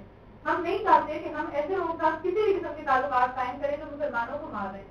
हम नहीं चाहते कि हम ऐसे लोगों के साथ किसी भी किस्म के ताल्लुकात कायम करें जो हमारे नबी सल्लल्लाहु अलैहि वसल्लम के बारे में इस किस्म की बातें करते हैं, या वो एक इतनी बड़ी जसारत के उन्होंने एक मूवी बना ली, तो हमारे जज्बात इससे हर्ट होते हैं. बेशक हम दावा करें, हम उसको सीरत भी करें, और ऑब्वियसली जब इंसान जो है वो उसको कोई ना कोई ऐसा वाक़या होता है तो उसको मज़ीद कुछ मिलता है, और इसमें कोई शक नहीं है कि वो पहले से बढ़कर नबी सल्लल्लाहु अलैहि वसल्लम के बारे में डिस्कशन में भी आता है. आम लोग जो कोई भी अमल नहीं कर रहे होते वो भी डिस्कशन कर रहे होते हैं. लेकिन इसका मतलब मुझे बताएं कि इसमें ये कहाँ से गलत है कि अगर कोई फर्द एहतजाज कर रहा है या वो یہ چاہ رہے ہیں کہ آپ امریکن ایمبیسی کو پاکستان میں سے ختم کریں یا مختلف ممالک کے اندر سے ایمبیسی جو ہے اس کو بند کیا جائے, اور ہم نہیں چاہتے کہ ہمارے کسی قسم کے تعلقات ہوں. میں ایک بات رکھنا چاہتی ہوں کہ علماء ہمیں قسم کی بھی چیزیں ملتی ہیں, خاص طور پہ امام تیمیہ کی سارے رسول والا شاطم الرسول, اور اس کے علاوہ بھی امام مالک, امام احمد بن حنبل اور تمام ائمہ, خاص طور پہ اس کے علاوہ باقی بھی اکثر میں اس قسم کا خاص کرتے ہیں کہ ہمارے علم میں ایسی کوئی بات نہیں ہے کہ اہل علم کا اس چیز پر کہیں سے بھی کوئی آرگیومنٹ ہوئی ہو کہ جو رسول اللہ کے علاوہ کوئی اور ہو. بلکہ بعض علماء سے یہاں سے کہتے ہیں کہ ہر امتی کے اوپر ایک باقاعدہ فرض ہے, اور یہ چیزیں کلیئرلی ہمیں اپنی تمام کتابوں میں ملتی ہیں. اس کے بعد مطلب یہ بھی چیز ایک امت کے کرنے کا کام ہے, امت کے اندر اس طرح کے لوگ ہونے چاہیے اور امت کو اس طرح کے افراد پیدا کرنے چاہیے کہ وہ یہ کام کریں. اس کے بعد خاص طور سے یہ واقعہ یاد آ رہا ہے کہ عمر کے زمانے میں شام کے علاقے میں یا سیاست کے علاقے میں ایک شخص نے ایک عیسائی نے میرے خیال سے نبی صلی اللہ علیہ وسلم کی توہین کی, جس کے اوپر وہاں کئی بچے لوگ کو ڈنڈے مار مار کے ہلاک کرتے تھے. اس کے بعد انہوں نے کہا کہ یہ اس کا خون ضائع کہاں گیا, اور اس کی بلڈ میں نہیں پیش کی, اور اس چیز کو کسی بھی قسم کی کوئی ذائقہ نہیں ہوتا. مطلب اس معاملے میں اگر لا کو اپنے ہاتھ سے لینا پرفیکٹلی الاؤڈ انڈر اسلامک شریعہ.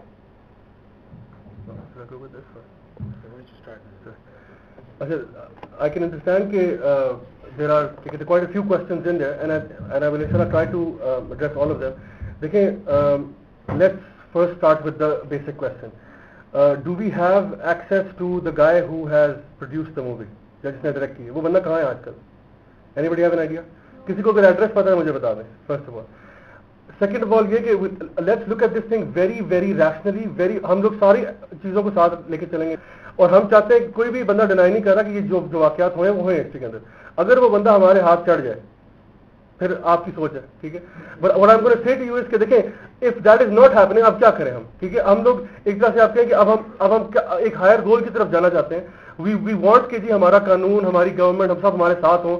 ویسے تو اول تو ہونا ہی چاہیے تھا کہ جی وار بھی ڈکلیئر ہو سکتی ہے, ٹھیک ہے. ایک بندہ یہ حرکت کر رہا ہے تو یہاں سے آرڈر ہے کہ جی آپ اپنا یہ چیز واپس لیں, بندہ ہمارے حوالے کریں, اور else we are going to war against you, ٹھیک ہے. پوری جنگ بھی ہو سکتی ہے. بٹ the thing is, اگر وہ نہیں ہو رہا تو what do? We start to tell those who are in power, tell those who are in authority.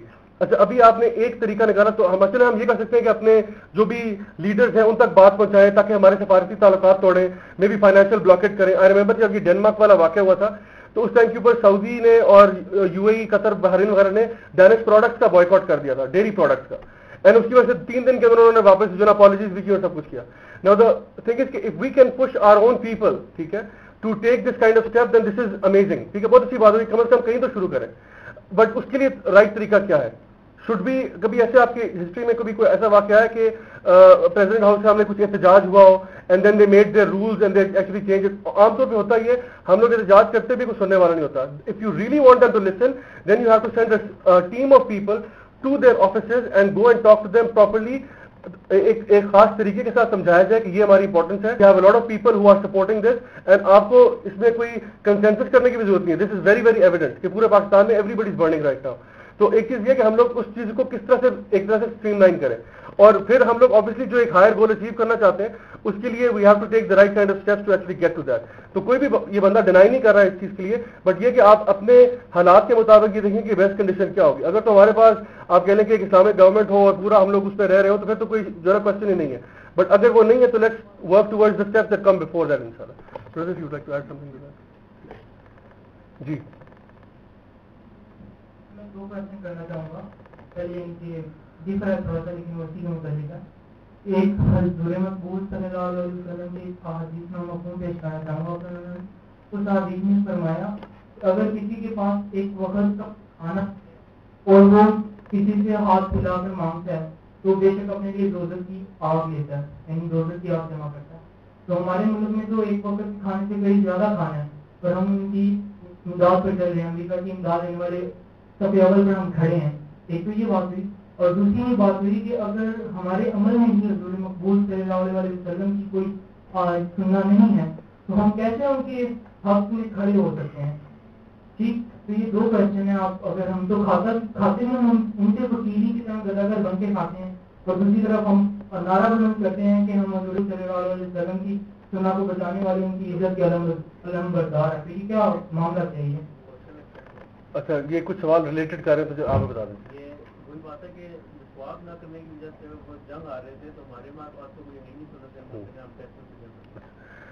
پہلے جو بردر کا سوال تھا وہ میں بتاتا ہوں کہ انہوں نے کہا کہ جی ہم لوگ ایڈ لے رہے ہیں تو یہ تو کوئی بھی بندہ نہیں چاہتا کہ ہم لوگ ایڈ کریں. دس از آپ کہہ لیں کہ ہمارا ایک جو آپ کا ورلڈ سسٹم چل رہا ہے انہوں نے اپنے آپ کو پوزیشن اس طرح سے کیا ہوا ہے کہ ہمارے اندر انہوں نے اپنے پنجے گاڑے ہوئے ہیں پوری مسلم امت کے اندر, ٹھیک ہے, اور وہ جب تک ہم اپنے آپ کو اس سے باہر نہیں نکالیں گے ظاہری بات ہے we will be stuck in there. لیکن اس کے لیے مین کوشچن از کہ ایک تو یہ کہ میں کہوں کہ جی ہم لوگ کلیکٹیولی کیا کر رہے ہیں, ہم لوگ انڈیویجلی کیا کر رہے ہیں, آپ اپنے لیول پہ کیا کر رہے ہیں, ٹھیک ہے. So if you feel that problem, if you think that's a problem, آپ اس کے لیے کیا کر رہے ہیں. Because if you realise and recognise کہ ایک مسئلہ ہے ہمارے ساتھ, تو do what is in your capacity to fight that problem.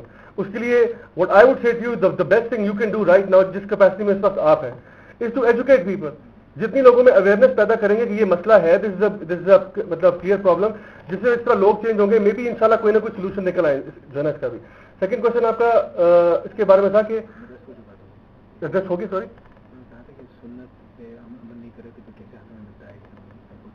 ہاں سنت پہ عمل کا وہ یہ کہ مطلب وہ ہم لوگ پہلے آئی تھنک بات کر چکے ہیں, بٹ یہ نو اگر کسی کے دل میں ذرا برابر بھی ایمان ہوگا تو اس کو یہ بات بہت پنچ کرتی ہے کہ نبی صلی اللہ علیہ وسلم کے بارے میں کوئی بھی بات کی جائے, ٹھیک ہے. It really hurts us, but بہت ایمان ہوتا ہے obviously you really feel it and I can understand کہ لوگوں کے ٹیمپرمنٹس بھی ہیں اور جو ہے نا ایموشنل بات بھی ہے, بٹ آپ کی بات صحیح بھی ہے کہ ہمیں اگر اتنے ہمارے جذبات اور اتنی ہماری غیرت جاگ رہی ہے تو ہماری غیرت کو اور چیزوں پہ بھی جاگنا چاہیے جہاں پہ نبی صلی اللہ علیہ وسلم نے جو دین لے کے آئے اس کے اوپر عمل اور اس کے اوپر ان کی سنت کے اوپر عمل, جو چیزیں ہمارے پاس چھوڑ کے گئے ان کی ہم لوگ قدر نہ کریں اور ان کی باقی چیزوں کے پیچھے ہم جائیں. تو آئی تھنک تھوڑا سا اپنے ساتھ تھوڑا سا انجسٹس کر رہے ہیں ہم اس کیس میں.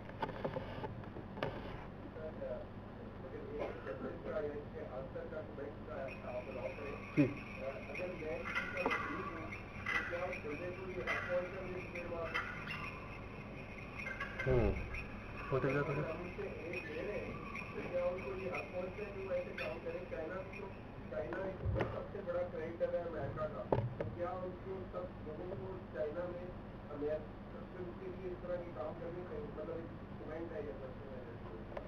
ہم اسے کامنٹ کے طور پہ لے لیتے ہیں. جو یہاں پہ ہماری ڈسکشن ہو رہی ہے اس کے اندر آپ کا بھی کامنٹ, اس سے پہلے والے بھی کچھ کامنٹ کچھ ایسی چیزوں کے بارے میں ہیں جو کہ ڈائریکٹلی ہمارے کنٹرول میں نہیں. تو آپ نے کہا کہ کیا انہیں حق پہنچتے, تو ہم کہیں گے حق تو انہیں نہیں پہنچتا, لیکن حق اس کے پاس ہوتا ہے جس کے پاس بندوق ہوتی ہے, اور اگر اس کی بندوق ذرا زیادہ مضبوط ہے تو اس کے پاس اتنا ہی زیادہ حق ہے. If I really go very very far forward several steps and I'll say کہ in the end the buck stops with us. اگر ہم کمزور ہیں تو وہ شاید اپنی کچھ غلطیوں کی وجہ سے کمزور ہیں, and if we are strong enough تو پھر کسی کو حق نہیں پہنچتا کہ وہ ہمیں کچھ بھی مار دے. لیکن وہ جو اسٹرینتھ آئے گی وہ چیخنے دھاڑنے سے تو نہیں آئے گی نا, وہ تو obviously اس کے لیے بڑی سخت شدید محنت کرنی پڑے گی, اور پھر ایونچولی کچھ وقت کے بعد ہم اس لیول پہ پہنچیں گے کہ پھر ہمیں چاہے مقروض ہو یا نہ ہو پھر چپیڑ نہیں مار سکتے.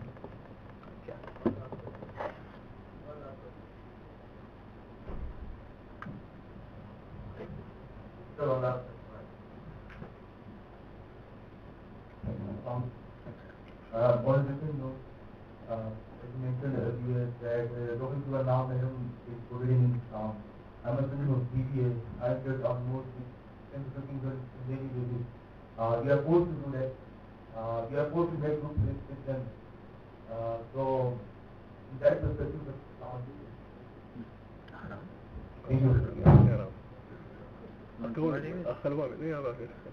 اچھا تو اگر اس میں کوئی مس انڈرسٹینڈنگ ہوگی تو میں کلیریفائی کروں. It is not haram to talk to non mahram. In fact, I'm doing that right now. I'm sorry? No, it's not forbidden. Forbidden haram is the same thing. No. نہیں بھائی. اچھا جو بات ہو رہی تھی وہ ضیاء نے اس کے بارے میں کچھ ایک ڈسکرپشن دی تھی. وہ یہ ہے کہ نبی صلی اللہ علیہ وسلم کی حدیث ہے جب ایک دو نان محرم مرد عورت اکیلے ہوں تو پھر ان کا تیسرا ساتھی شیطان ہوتا ہے. تو اکیلے ہونے کا مطلب یہ ہوتا ہے کہ for instance I am talking to a woman who is not my mahram and there is no third person present, چاہے وہ کسی بھی فارمیٹ میں ہو رہی ہو, اور ہم دونوں کی کانورسیشن کوئی اور سن نہیں سکتا, تو اس وقت جو بھی میں کہوں مجھے کسی اور کا ڈر نہیں ہے. اس وقت میں کچھ ایسی باتیں کہہ دوں جس میں میرا مقصد ان کا دل لبھانا, اور وہ کچھ ایسی باتیں کہہ دیں جن کی وجہ سے میرا دل تھوڑا سا ریچ جائے. So eventually that conversation might turn into something which is not permissible. अगर आपके पास इर्द गिर्द और लोग मौजूद हैं तो फिर तो ऑब्वियसली उस पर अप्लाई नहीं होती. सॉरी नहीं, फिर भी एनीवे वो सिचुएशन पे अप्लाई नहीं होती. होगा couple of things we have to remember कि जब भी हम किसी नॉन महरम के साथ कॉन्वर्सेशन करते हैं तो in the interest of saving our own souls as well as saving the other person's soul, we have to make sure that the conversation follows certain guidelines. और ये किसी भी एक इज्जतदार आदमी के लिए हम इस चीज़ की तवक्को करते हैं. तो अगर मैं किसी से बात करता हूँ और मेरी बात करने का अंदाज ऐसा है कि मैं इम्पोलाइट भी नहीं हूँ, मैं रूड नहीं हूँ, मैं पोलाइट तरीके से बात करता हूँ, लेकिन मेरी आवाज़ के अंदर, ये मेरे बात करने के अंदाज के अंदर कोई what's the right word, so I'm formal, रस्मी अंदाज में बात करता हूँ, तो इसमें कोई मजाक नहीं. मुझे कोई चीज़ चाहिए, मैंने मिसाल के तौर पर मैं कहीं दुकान पे गया, मैं या कोई खातून दुकान पे गई, उन्हें कोई चीज़ नहीं, उन्होंने फॉर्मली एक बात की और ले ली वो चीज़. या फिर if I'm talking to a colleague who happens to be a woman, and if I ask her for something or she asks me for something, or we discuss a topic, but the discussion is happening in a formal way, then there's nothing wrong with that. Lekin as soon as your conversation, the formal one is over, and then you say, so what did you have for breakfast? That's the problem. You see what I mean? Okay.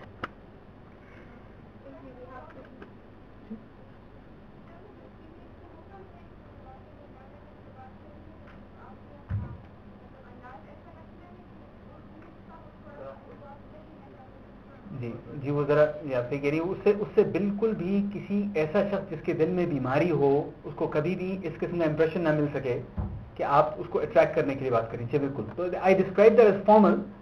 मेरे कहने का मतलब ये है कि I find the right word for it. I think to the point हो. हाँ, to the point हो, प्रिसाइज हो, जो आपने बात करी वो बात करें और आपके लहजे के अंदर वो फ्लेक्सिबिलिटी. हाँ एग्जैक्टली. आपके लहजे के अंदर से ये कम्युनिकेट ना हो कि आप उनको मतलब दबे दबे अल्फाज में कुछ और कहना चाह रहे हैं. बिल्कुल बी क्लीन. आप उनकी रिस्पेक्ट करें, वो आपकी रिस्पेक्ट करें और वहां तक बात महसूस रहे. ऐसे शख्स की इज्जत भी की जाती है. वो जो दूसरी किस्म के लोग होते हैं, आपको पता है सब उनके बारे में क्या समझते हैं.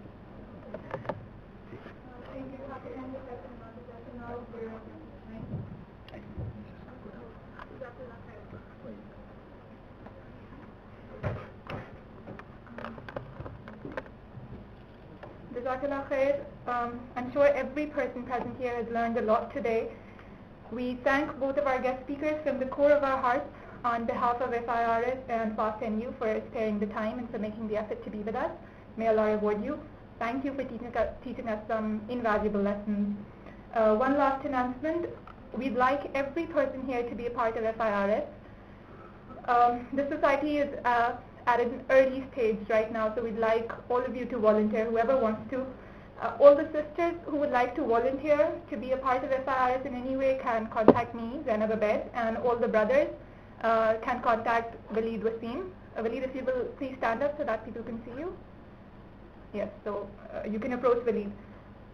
As we like to say in FIRS, be the change that you want to see, inshallah. Before we end, we'd once again like to invite Brother Rajaz Al-Haq to please lead us in a short dua as the official ending of this session.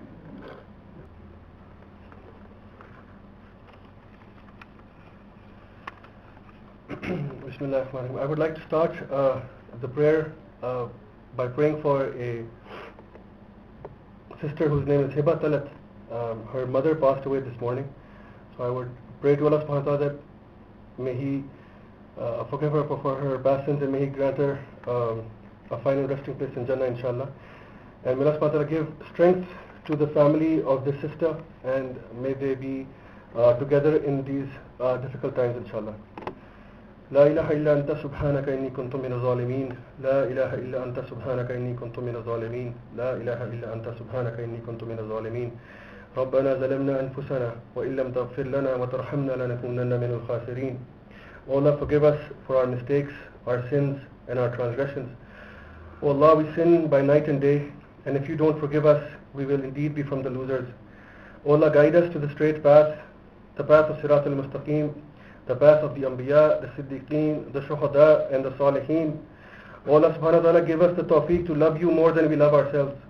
O Allah subhanahu wa ta'ala, give us the tawfiq to purify ourselves and to do tazkiyah on our own nafs. O Allah subhanahu wa ta'ala, give us tawfiq to live and die upon Islam. O Allah, I pray that you give us and our families the strength to resist the temptations of dunya. O Allah, the dunya tempts us. Ya Allah, give us the tawfiq to resist the temptations of dunya and put our focus on the life of the akhirah. Indeed, Ya Allah, the home of the hereafter is the one that will last forever.